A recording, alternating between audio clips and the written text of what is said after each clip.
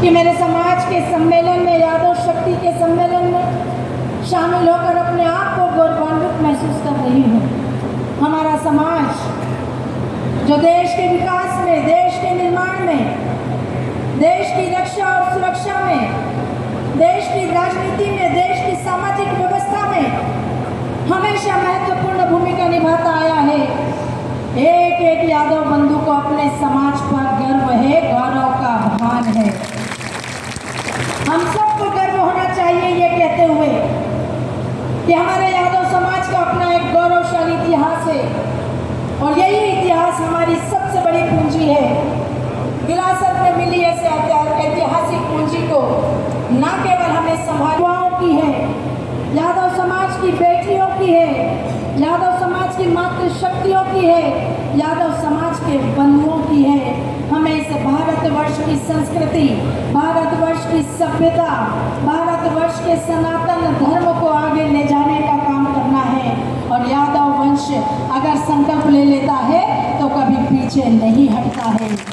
आज मैं मेरे समाज के सभी बंधुओं से ये कहना चाहूँगी कि हम बहुत भाग्यशाली हैं कि हमने इस भारतवर्ष की पावन भूमि पर जन्म लिया। ये वह भूमि है जहाँ ईश्वर ने स्वयं अवतार लिया था। अयोध्या में प्रभु श्री राम ने जन्म लिया, मथुरा में प्रभु श्री कृष्ण ने जन्म लिया और प्रभु श्री राम, मर्यादा पुरुषोत्तम भगवान श्री राम ने जीवन भर जिस प्रकार से मर्यादित जीवन जिया, इस भारतवर्ष के एक एक नागरिक को मर्यादा के साथ जीवन जीने का संदेश देने का काम किया। हम जिनके वंशज हैं, यदुकुल शिरोमणि योगीराज भगवान कृष्ण, हमें गर्व होता है कि हम भगवान कृष्ण के वंशज हैं और वही यदुकुल शिरोमणि जिन्होंने लोक नीति और अध्यात्म को समन्वय के एक सूत्र में पिरोकर कर्मण्यवादिका रस्ते माँ फलेषु कदाचन का पांचजन्य फूंकने का काम किया था।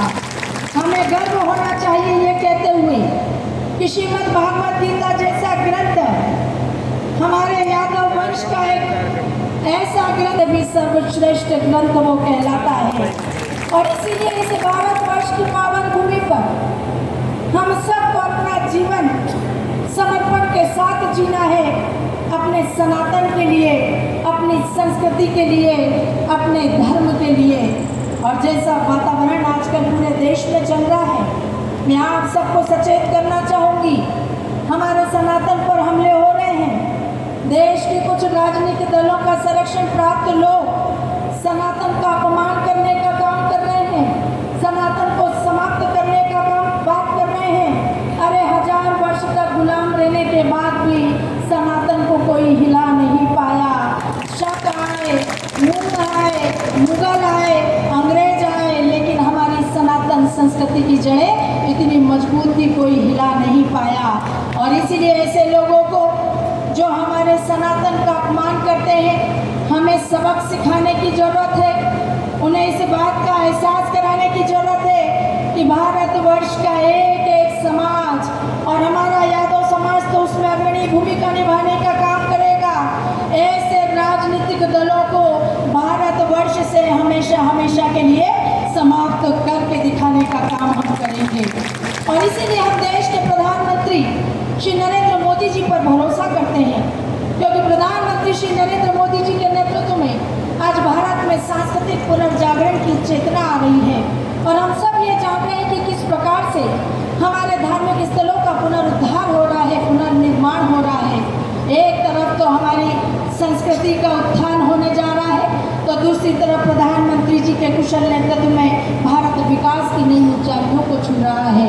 हमने देखा कि किस प्रकार बदलाव के नित नए प्रतिमान गढ़े जा रहे हैं। गांव, गरीब, किसान, नौजवान, महिलाएं, दलित, पिछड़े सभी इस बदलाव के साक्षी और भागीदार बन रहे हैं। आज वास्तव में गर्व होता है मुझे पसंद चारों तरफ जिस प्रकार का विकास भारतीय जनता पार्टी की सरकार में हम सबको देखने को मिल रहा है, ऐसा ना भूतो ना भविष्यति। और इसीलिए हमें संकल्प लेना है कि भारतीय जनता पार्टी की सरकार बनने के बाद विकास और जन कल्याण के क्षेत्र में अभूतपूर्व कार्य हुए हैं। क्षितिज के नए तरक्की के नए क्षितिज खुले हैं, विकास जन जन की फोकस में आया, समाज की अंतिम पंक्ति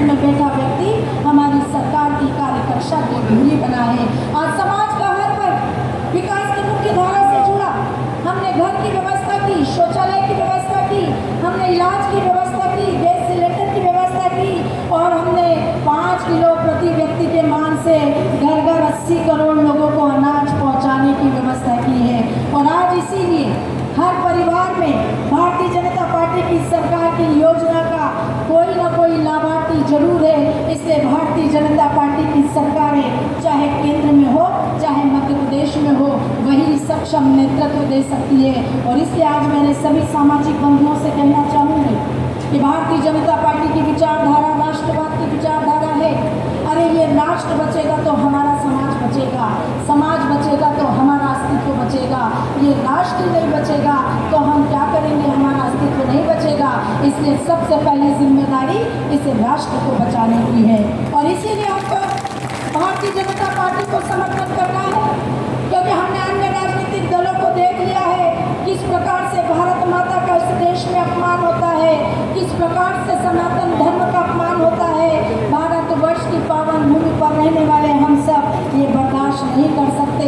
आज वर्तमान परिस्थितियों के मद्देनजर इस देश में हम सबको इस बात का विचार करना है कि तुष्टीकरण की राजनीति करने वालों को, वोट बैंक की राजनीति करने वाले को, सनातन का अपमान करने वालों को और इस देश में भारत माता का अपमान करने वालों को हम सबक सिखाकर रहेंगे और भारत में अब उनकी कोई जगह नहीं होगी। ये संकल्प लेकर उनको दिखाएंगे। इसलिए आज सामाजिक बंधुओं से, मेरे सामने बैठे मेरे समाज के सभी सामाजिक बंधु, इसमें से शायद की हूँ। मेरी शादी के पूर्व मेरा नाम कृष्णा यादव था, लेकिन शादी के बाद बाबूजी के घर में जब ब्याह करके आई तो बाबूजी का सरनेम लगा। बाबूजी भी यादव कुल के ही थे, यादव वंश के ही थे। और इसलिए मेरे यादव वंश के सामाजिक बंधुओं से आज आपकी ये बहन आह्वान करना चाहती है कि मैं पूर्व में भी आपके पास आई थी और आपसे मैंने आह्वान किया था अपने भाई को आशीर्वाद देने के लिए। ये अटेर विधानसभा में, विधानसभा के चुनाव में यादव कुल का, यादव वंश का एक एक वोट भारतीय जनता पार्टी को मिलेगा। हमारे भाई अरविंद सिंह भदौरिया जी प्रचंड बहुमत से यहाँ से विजयी होंगे और अटेर के विकास में कोई कसर नहीं रखेंगे। अगर आप सब और बोलिए मेरे साथ, भारत माता की, भारत माता की, भारत माता की। बहुत बहुत धन्यवाद।